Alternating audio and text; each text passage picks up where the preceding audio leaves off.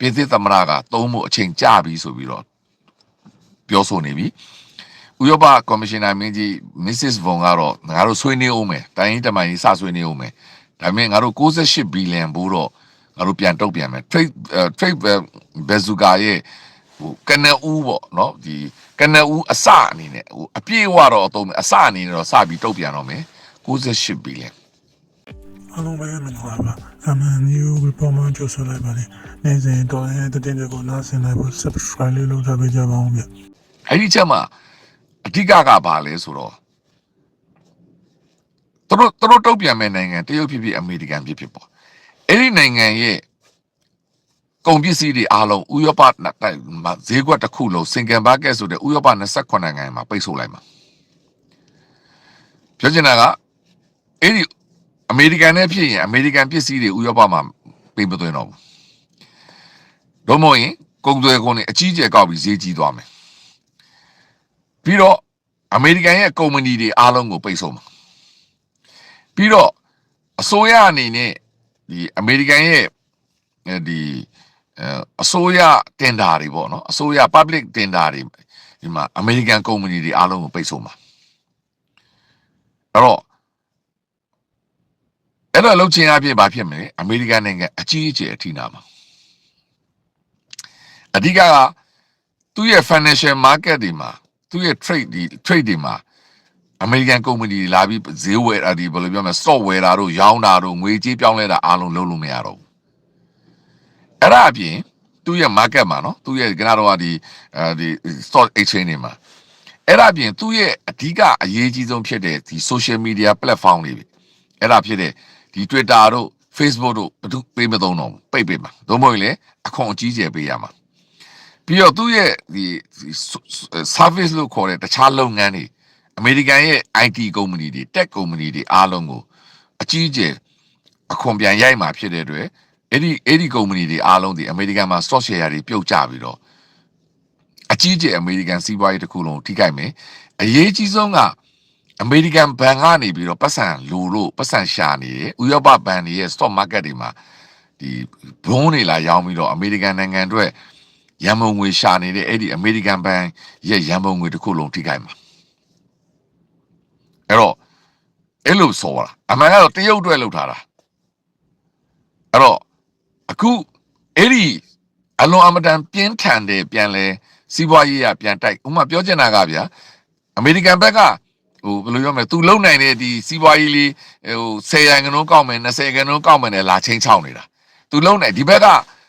ဒီလိုအနိုင်ကျင့်တာကမမှန်ပါဘူးအနိုင်မကျင့်သင့်ပါဘူးเนาะဒါတွေကမတရားပါဘူးဥပဒေနဲ့လည်းမညီပါဘူးတကယ်ချင်းချင်းလို့ပေါ့ကွာအနိုင်မကျင့်နဲ့တီးခံနေတာကိုဒီဘက်ကပြန်တုတ်ပြန်ဖို့အတွက်အဲ့လိုမျိုးဖြစ်လာဖို့အတွက်ဆိုတော့ဥပဒေတောင်ပြင်ဆင်ထားပြီးသားရှိတယ်အဲ့ဒါကို trade bazooka လို့ခေါ်တယ်ဒါပေမဲ့အဲ့ဒီဥပဒေဒီတရုတ်နဲ့ဒီဥရောပနိုင်ငံတနိုင်ငံနဲ့အငင်းပွားမှုဖြစ်ပြီးနောက်ပိုင်းမှာကြိုပြီးတော့ကြိုတင်ပြဋ္ဌာန်းထားတဲ့ဥပဒေဒါပေမဲ့အဲ့ဒါကိုတရုတ်အတွက်မဟုတ်ဘူးအမေရိကန်အတွက်ဖြစ်တော့မှာအဲ့ဒီဥရောပရဲ့ပြန်လဲတုတ်ပြန်မှုကိုလုပ်ဖို့အချိန်ကြာပြီဆိုပြည်သစ်သမ္မတမက်ခရွန်ကပြောနေပြီပြောချင်တာအနိုင်ကျင့်တာမခံတော့ဘူးအဲ့တော့ဖြစ်လာရင်နှစ်ဖက်လုံးနဲ့နာမှာနော်ရန်ဖြစ်ပြီဆိုရင်သူထိုးကိုထိုးနှစ်ယောက်လုံးနာပါပဲလေအဲ့တော့အမေရိကန်လည်းထိမယ်ဥရောပလည်းထိမယ်ဘာထိမလဲဒီအမေရိကန်ကုမ္ပဏီတွေမှာလှုပ်နေတဲ့ဥရောပသားတွေအလုပ်ပြုတ်ကြမယ်နော်အမေရိကန်ကုမ္ပဏီအခွဲတွေအားလုံးရဲ့ဒီ stock share တွေကြမယ်သူတို့လည်းထိခိုက်မယ်ဒါပေမဲ့သူတို့လုပ်ထားတဲ့အစီအစဉ်ကအမေရိကန်အကြီးကျယ်ထိမှာပြောချင်တာကစီးပွားရေးအရအမေရိကန်ကိုအလဲထိုးမှာဆိုလိုချင်တာကအမေရိကန်ရဲ့ဒီအနောက်နိုင်ငံရဲ့ stock share ဆိုတာအမေရိကန်တခုတည်းရှိတာမဟုတ်ဥရောပနဲ့အားလုံးထွန်းချုံထားတာအဲ့တော့အမေရိကန်ရဲ့ဥရောပ market ပေါ့ဒီဥရောပ market ကိုအသုံးပြုနေတာအားလုံးကိုစော်ဖို့လုပ်တာပြောအဓိကအမေရိကန်နဲ့ဥရောပမှာအပြန်အလှန်ကုန်သွယ်တဲ့နေရာမှာအမြဲတမ်းဥရောပကသာနေတာအမေရိကန်ကဥရောပကိုအများဆုံးပစ္စည်းရောင်းတယ်ဥရောပကလည်းအမေရိကန်ကိုရောင်းတယ်ဒါပေမဲ့တကယ်တမ်းပိုရောင်းတာကအမေရိကန်ကရောင်းတာဒါကြောင့်ဥရောပသည်အမြဲတမ်းအမျက်ထွက်နေတာsorry ဥရောပသည်အမြဲတမ်းအမျက်ထွက်နေတာ export ကများတယ် import ကနည်းတယ်အမေရိကန်ဘက်ကကြည့်တယ်ဆိုရင်တော့အမေရိကန်ကနာမှာ အဲ့လိုမျိုးဖြစ်တာဖြစ်တဲ့အတွက်ဘယ်လိုပြောမလဲသမ္မတထရန့်ကဒီမစုံမပို့နဲ့10ရာခိုင်နှုန်းလောက်နဲ့သူကလုံနေတာအခုဒီဥရောပလုံးမဲ့ဒီ trade bazooka ဆိုတာတစုံလုံးကိုဆော်မှာသူ့လိုမစုံမပို့မလို့သူ့လိုလည်းမချင်းချဘူးအပီးဆော်မှာပြောချင်တာကအပီးဇက်ကောင်းကွဲပြီဘသူရန်စတာလဲသူရန်စတာအဲ့တော့အဲ့ဒါကိုတီးခံနေလို့မရဘူးပြန်လုပ်တော့မှာဒါပေမဲ့လုပ်ဖို့အတွက်ကတော့မဖြစ်ဖို့တော့များတယ်ဘာလို့ဖြစ်လာရင်ပြန်ဆုပ်လို့မရဘူးနှစ်ဖက်လုံးအကြီးကျယ်အကွဲပြဲဖြစ်မှာအကြီးအကျယ်စီးပွားရေးထိခိုက်မှာနှစ်ဖက်လုံးထိခိုက်မှာအမေရိကန်လည်းထိခိုက်မယ်ဥရောပလည်းထိခိုက်မယ်ဒါပေမဲ့သူတို့ပြောပုံဆိုပုံအရာကတော့ဒီသတင်းမှာတင်ပြချက်အရာကတော့အမေရိကန်ကအများဆုံးထိခိုက်မှာဘာလို့တော့အမေရိကန်ဒီဥရောပဈေးကွက်ကနေပြီးတော့အသုံးချပြီးတော့ရမုံငွေရှာနေတာပြောချင်တာကအမေရိကန်ဘဏ်ကလိုနေတဲ့ fund တွေပေါ့ပတ်စံထိုင်ချီးနေတာပေါ့ဗျပတ်စံထိုင်ချီးနေတာပြီးတော့အမေရိကန်ရဲ့အဓိက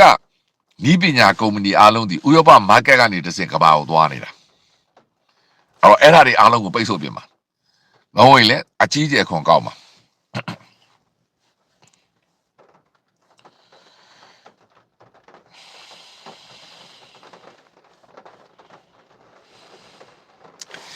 2021ခုနှစ်ဒီဇင်ဘာလမှာတဲ့ China ကလီ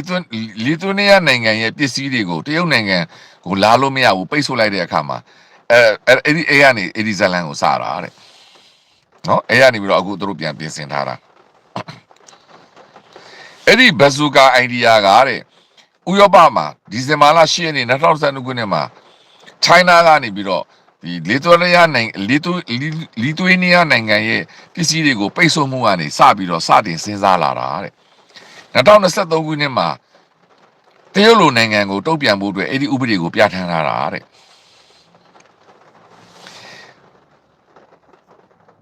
အဲ့ဒီ ACI ပေါ့နော်အဲ့ဒီ ACI ဆိုတဲ့ဘဇူကာကဥရောပကုမ္ပဏီကြီးများကော်ပိုရေးရှင်းကြီးများအားလုံးသူတို့ရဲ့ဥရောပ market ထဲမှာသူတို့ရဲ့ကုန်ပစ္စည်းတွေရောင်းချဖို့အတွက်ကန့်သတ်လိုက်မယ်တဲ့အဲ့ဒီဥစ္စာကဥရောပသမဂ္ဂရဲ့အလွန်အမတန်အင်အားကြီးမားတဲ့ most powerful စီးပွားရေးလက်နက်ဖြစ်တယ်တဲ့အဲ့ဒီထဲမှာမှအဲ့ဒီတင်ပို့လာတဲ့ပစ္စည်းတွေပေါ်မှာအခွန်တွေကောက်မယ်ပတ်စံတွေကောက်မယ်လုပ်ငန်းတွေပစ္စည်းတွေပေါ်မှာကောက်မယ်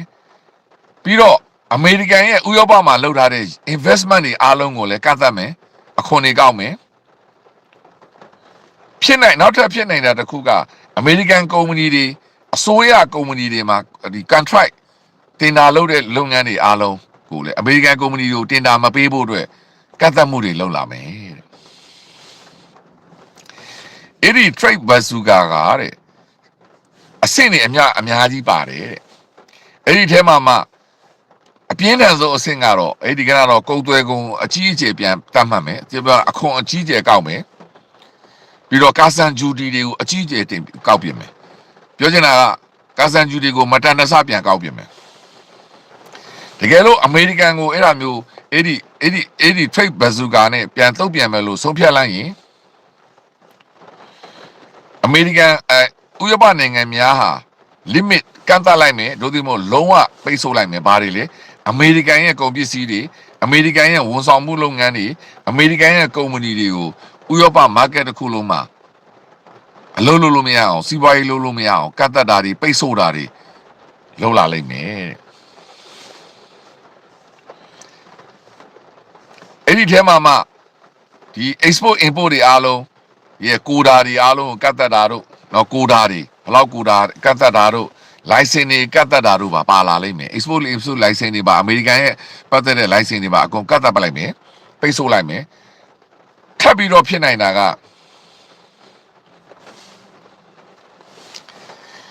အမေရိကန်နိုင်ငံက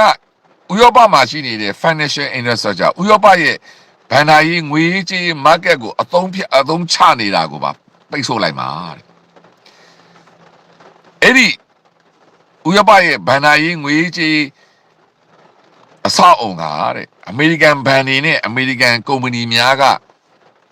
ပတ်စံရှာတဲ့နေရာတဲ့အဲ့တော့အမေရိကန်ရဲ့ဘဏ်တွေအမေရိကန်ရဲ့ဒီကုမ္ပဏီတွေက ဥရောပမှာစီးပွားရေးလုပ်တော့မယ်ဆိုရင်တော့သူတို့အတွက် funding ပေါ့သူတို့ fund ရှာတာပေါ့ဗျာပြောချင်တာ investment ပတ်စံရှာတာအဲ့ဒီဥစ္စာတွေအားလုံးကိုအသုံးပြုနေတဲ့ဥရောပရဲ့ငွေကြေး market တစ်ခုလုံးမှာအမေရိကန်ကုမ္ပဏီတွေအသုံးချခုပါပိတ်ဆို့လိုက်နိုင်တယ်တို့ဒီမို့ကန့်သတ်လိုက်နိုင်တယ်တဲ့ဒါဆိုရင်အဲ့ဒီ ACI ကိုဘယ်လိုအသက်သွင်းမလဲနောက်ဆုံးအဆင့်မှာဒါတွေလုပ်တယ်တဲ့တခါမှလည်းအဲ့ဒီဥစ္စာကိုအသုံးမချဘူးသေးဘူးတဲ့အဲ့ဒါကိုအသက်သွင်းဖို့တဲ့အဆင့်တွေအများကြီးပါတယ်တဲ့ပထမတစ်ချက်ကပါလေကုမ္ပဏီတို့မို့တခြားကုမ္ပဏီတစ်ခုကဥရောပကော်မရှင်ကိုအရင်စပြီးတိုင်ရမယ်အဲ့ဒီဥရောပပြည်ပနိုင်ငံတစ်ခုကငါတို့ကုမ္ပဏီကိုဒီလိုလုပ်ပါတယ်ဆိုပြီးအရင်တိုင်ကျဲဖွင့်ရမယ်အဲ့ဒီတိုင်ပွဲဖွင့်မှာဥရောပကော်မရှင်ကအဲ့ဒါကိုစုံစမ်းစစ်ဆေးမယ်ပြီးတော့အဲ့ဒါကိုစုံစမ်းစစ်ဆေးမှုကို၄လလောက်ကြာမယ်နော်၄လလောက်အတွင်းမှာစုံစမ်းစစ်ဆေးမယ်တကယ်လို့ကော်မရှင်အဲ့ဒီစုံစမ်းစစ်ရေးကော်မရှင်ဥရောပကော်မရှင်ကအဲ့လိုမျိုးစီးပွားရေးအနိုင်ကျင့်မှုဖြစ်ပေါ်နေပြီလို့သူတို့စုံစမ်းစစ်ပြီးတွေးရှိရမယ်ဆိုရင်ပထမဆုံးအဲ့ဒီကိစ္စကိုတန်ရေးတမန်ရေး diplomacy နည်းနဲ့ပဲဖြေရှင်းဖို့ကြိုးစားမယ်အဲ့လို တန်ရေးတမန်ရေးနည်းနဲ့ဖြေရှင်းဖို့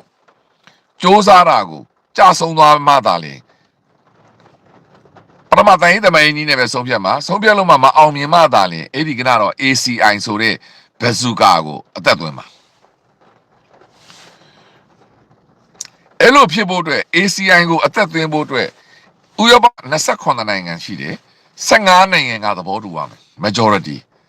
ပြောချင်တာက15နိုင်ငံသဘောတူတယ်17နိုင်ငံကန့်ကွက်လိုက်ရတယ်15နိုင်ငံသဘောတူပြီးဆိုရင်65ရာခိုင်နှုန်းသဘောတူရင်အဲ့ဒီ ACI ကိုအသက်သွင်းလို့ရပြီအဲ့တော့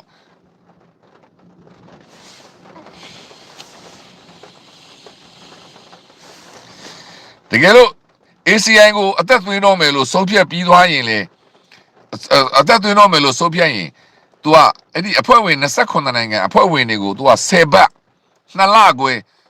စဉ်းစားဖို့မဲပေးဖို့ပေါ့နော်စဉ်းစားဖို့အချိန်ပေးလိုက်မယ်2လခွဲပြီးမှ2လခွဲကြာတဲ့အခါကျမှမင်းတို့က yes or no မဲပေးအဲ့ဒီမဲပေးတဲ့ထဲမှာ28နိုင်ငံမှာ15နိုင်ငံက yes လို့ပြောရင်အဲ့ဒီ ACI အသက်သွင်းရင်ပြီးဆိုရင်ဒါအမေရိကန်ကိုဆော့ပြီးပေါ့ဒါပေမဲ့အဆင့်နေရအများကြီးနော်ပထမကုမ္ပဏီတစ်ခုနိုင်ငံတစ်နိုင်ငံကအရင်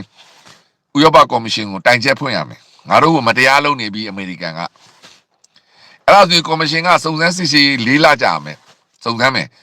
လို့ဟုတ်တယ်တိုင်ချက်အတိုင်းမှန်တယ်ဒါဆိုရင်ကော်မရှင်ကတိုင်ရေးတမန်ရေးနည်းနဲ့အရင်ဆုံးဖြည့်ရှင်းဖို့ဆွေးနွေးဖို့ညှိနှိုင်းဖို့ဆုံးဖြတ်မယ်အဲ့ဒီဆုံးဖြတ်တာလဲဆွေးနွေးတာလဲသမ္မတထရန့်ကလက်မခံဘူးငါတို့ကတော့မင်းကို green land ကိုမပေးရင်မင်းကိုငါတို့ကကုန်သွယ်စည်းချက်ကိုကောက်မယ်ဆိုရင်ဥရောပကဘာလုပ်မလဲအဲ့ဒီကတော့ ACI ဆိုတဲ့ဘဇူကာကိုအသက်သွင်းမယ်ကုန်သွယ်စစ်ပွဲစမယ်အဲ့ဒီအတွက်အဖွဲ့ဝင်နိုင်ငံတွေကို10ပတ်ကြာ10ပတ်ဆို2လခွဲအချိန်ပေးပြီးတော့ဆုံးဖြတ်ခိုင်းတယ်အဲ့2လခွဲအတွင်းမှာအဖွဲ့ဝင်နိုင်ငံတွေက yes or no မဲပေးမယ်မဲပေးလို့အဖွဲ့ဝင်28နိုင်ငံမှာ15နိုင်ငံက yes 65နိုင်ငံတို့မဲပေးပြီးဆိုရင်တော့ကုန်သွယ်ရေးစစ်ပွဲစပြီ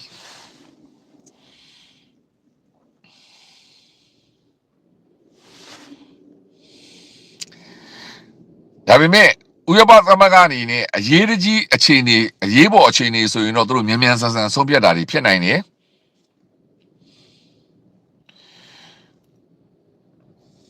အဲ့တော့လပိုင်းအတွင်းကနတော့က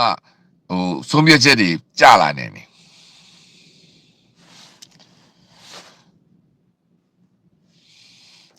တကယ်လို့အဲ့ဒီ ACI ကိုအသုံးမလိုက်ရင်အမေရိကန်နဲ့ဥရောပနဲ့ဘယ်လိုထိခိုက်ကြမလဲ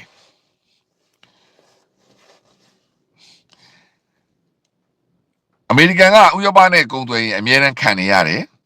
အဲ့တော့ဥရောပကကုန်ပစ္စည်းများတယ်အမေရိကန်ကပြန်သွင်းတာနည်းတယ်တော့ဥရောပကနေပြီးတော့ import တွေများတယ်အမေရိကန် export နည်းတယ်ဥရောပက603ဘီလီယံအမေရိကန်ကို import လုပ်တယ်ပြီးတော့အမေရိကန်ပစ္စည်းက389ဘီလီယံပဲပြန်လုပ်တာဒါကြောင့်အမေရိကန်ဒီအမြဲတမ်းဘီလီယံ200ကျော်လောက်ရှုံးနေတယ်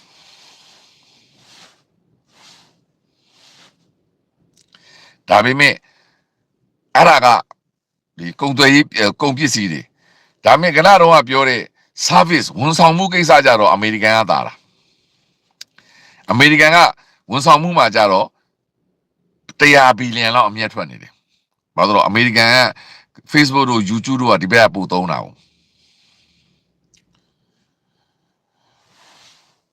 အဲ့တော့ IT နဲ့ပတ်သက်ရင်ဒါကြောင့်အမေရိကန်ရဲ့ဒီနည်းပညာကုမ္ပဏီကြီးတွေကနေပြီးတော့နောက်ပြီးတော့ဒီဘယ်လိုပြောမလဲဒီသူတို့ရဲ့intellectual property ပေါ့နော်ညာနာပစ္စည်းပိုင်ဆိုင်မှုရေနောက်သူ့ရဲ့ financial service လို့ခေါ်တဲ့ငွေရေးကြေးရေးဆိုင်ရာဘဏ္ဍာရေးဆိုင်ရာလုပ်ငန်းတွေအဲ့သုံးခုမှာတော့အမေရိကန်ကဥရောပနဲ့တာတယ်အမေရိကန်အမြတ်ထွက်နေတယ်ဘီလီယံ100လောက်ဒါကြောင့်ဘဇူကာကိုအတော့အသုံးလိုက်မယ်ဆိုရင်အမေရိကန်နိုင်ငံအကြီးအကျယ်ထိခိုက်နိုင်တယ်တဲ့အဲ့တော့ဥရောပနိုင်ငံများကလည်းအမေရိကန်ပစ္စည်းများကိုကုန်သွယ်ခွင့်အကြီးအကျယ်ကောက်ခွင့်ပေးတာတို့အမေရိကန်ရဲ့လုပ်ငန်းတွေဒီအခွန်တွေကိစ္စတွေကိုကန့်သတ်တာတို့လုပ်ခွင့်ရှိသွားမယ်တဲ့တကယ်လို့အမေရိကန်ရဲ့နည်းပညာကုမ္ပဏီတွေအားလုံးဥရောပမှာသုံးခွင့်ကန့်သတ်လိုက်မယ်ဆိုရင်တဲ့အမေရိကန်နိုင်ငံအကြီးအကျယ်ထိခိုက်နစ်နာသွားလိမ့်မယ်တဲ့အဲ့ဒါဆိုရင်အဲ့ဒီနည်းပညာကုမ္ပဏီဆိုတဲ့ Apple တို့နော်ဒီကနေ့တော့ဒီ Facebook တို့Twitter တို့ရဲ့ share တွေအကြီးအကျယ်ထိုးချပြီးတော့အဲ့ဒီကုမ္ပဏီတွေအကြီးအကျယ်ထိခိုက်လိမ့်မယ်တဲ့ပြီးတော့အမေရိကန်ရဲ့ဆေးဝါးပစ္စည်းတွေအမေရိကန်ရဲ့ဒီအာကာသဆိုင်ရာပစ္စည်းတွေအားလုံးလည်းထိခိုက်လိမ့်မယ်တဲ့ဒါပေမဲ့တဲ့အဲ့ဒီဘဇူကာကိုလှုပ်လိုက်ရင်အလုတ်သမားတွေပို့ပြီးထိခိုက်လိမ့်မယ်စားသုံးသူတွေဥရောပမှာရှိတဲ့စားသုံးသူတွေထိခိုက်မှာတဲ့အမေရိကန်ပစ္စည်းတွေကတ်သက်လည်းဖြစ်တဲ့အတွက်အမေရိကန်ပစ္စည်းတွေအမေရိကန်တစိမ့်တွေကိုဈေးကြီးကြီးနဲ့ပေးဝယ်စားတော့ရမယ်တဲ့